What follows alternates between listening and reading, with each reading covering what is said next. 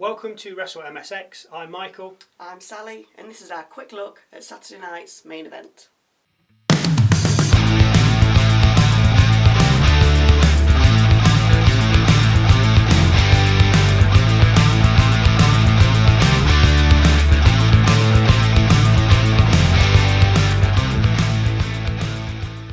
Orton and McIntyre kicked things off. Orton with Jerry Roll in his corner, McIntyre with Logan Paul in his. Nothing remarkable. Roll and Paul had a scuffle with Roll pushing Paul over, which led to Drew asking Jelly if he wanted to fight, then to step into the ring. Of course, Jelly didn't, so as Drew went back to Orton to hit his next move, Randy pulled an RKO from nowhere and picked up the win. Paul entered the ring after the match and beat up Orton, which prompted Jelly to enter the ring and drag Logan Paul off him. The two stars then squared up, with Jelly putting Logan down with a right hand. Roll then checked on Orton, but then got taken out with a claymore from Drew. Pierce and Aldis then came out to tell Drew off, while other officials came to the aid of Orton and Mr. Roll. We have a look at a few of the WWE stars watching from the crowd as we see Jade Cargill. She's attacked by Naomi. After they're separated by backstage hands, Nick Aldis announces that there's going to be a special guest referee at their match at Evolution. Out walks Bianca Belair. But will she call it down the middle? Well, that's the question. We see Doug Dillinger and Diamond Dallas Page from yesteryear in the crowd before our next match, Jimmy Uso against Solo Sikoa for the United States Championship. Bloodline 4.0, of course, at ringside. Jimmy took Solo to task, really unloading on him, even pulling out a German suplex on the apron.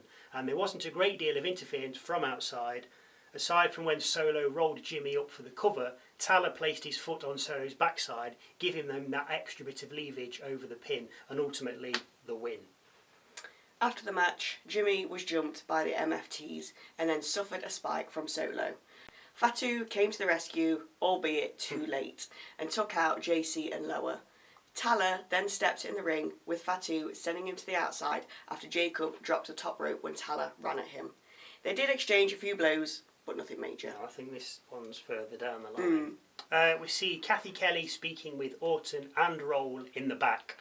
Roll says he wants Paul and McIntyre, with Orton saying he has one word: SummerSlam. And I think we all saw this one coming. Later, this is confirmed as a SummerSlam tag match: Randy Jelly versus Drew Logan. Can't wait. Cool. We see the Steiners in the crowd next, Scott and Rick, before our next match, Seth Rollins against LA Knight. The match was a standard back and forth, with both pulling out their usual repertoire, but things then took a turn for the worse as Seth hit a springboard moonsault and upon landing seemed to tweak his knee. He immediately collapsed and then went to the corner, with the ref keeping Knight away. The doctor came over, which is never a good sign, and after a quick conversation, Seth got up, took a BFT and was pinned by Knight for the win, clearly to get the match over with. Now, if Seth, this is what I say about faking your move. Seth knew he wasn't going to land the moonsault because because when he landed on his feet. When you hit a moonsault, you don't land on your feet, you land on your legs, your chest, your arms, you really spread your weight. Now, if Seth had just gone for the moonsault, LA Knight knew he wasn't going to hit, so Knight rolls out the way, Seth lands on the mat, and I should imagine it's probably like belly flopping into water. You've hit the mat, you've took the sting of your legs and your chest and your arms, but then it's done and over with. But now, because he knew he wasn't going to land the moonsault, he's landed on his feet and he's buckled his knee, and if he is out, that is really going to mess up what he's trying to achieve with his gang, the Goon Squad, Bron Bronson and all that. If he's out for months, that's going to upset everything, and I don't know how they're going to work around it. No. It did not look good. But if you just land your fake moves, that would be fine. Then pulling off and knowing you're not going to hit your move doesn't look good, because you're like, well, why are you landing on your feet for a moonsault? Unless you're Andrade, the moonsault, standing moonsault. But anyway, that looks like trouble for Seth, which is not good. Indeed. So, the big one, Gunther versus Goldberg for the World Heavyweight Championship, and Goldberg's last match, unless he wins, of course. Doug Dillinger knocked on Goldberg's door, nostalgia, and I think accompanying him was Ernest the Cat Miller as they walked through backstage.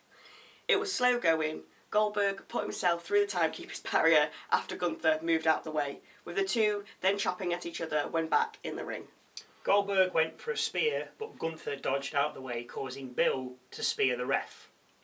Gunther then removed Goldberg's knee brace, and after more time wasted walking around the ring, he decided to get back into the ring and straight into a spear. Goldberg then hit a jackhammer with another ref then running out. Goldberg covered, Gunther kicked out. Just.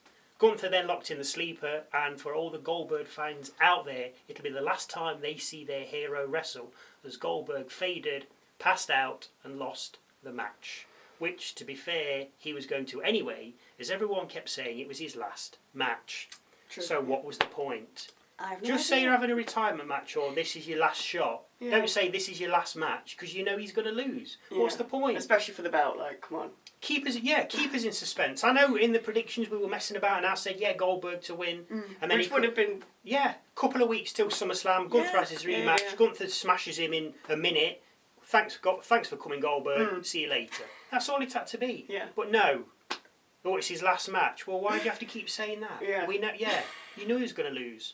Exactly. But just as I say, just going back to the Seth thing. Just land your move. Yeah. You'd have took a sting to the belly and to the legs and to the arms, as I say, like your belly flop into water, and that would have been it. You'd have took a sting, you'd have carried on the match, and I think Seth probably would have won. If he wanted to keep this momentum going, he would have had to have won and been seen as strong.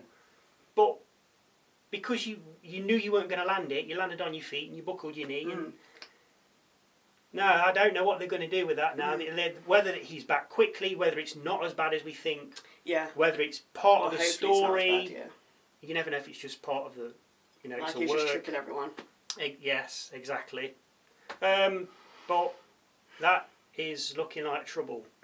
Let's put it that way. Anyway, if you enjoyed that, give us a like. If you really enjoyed it, consider subscribing. But whatever you choose, thank you for watching.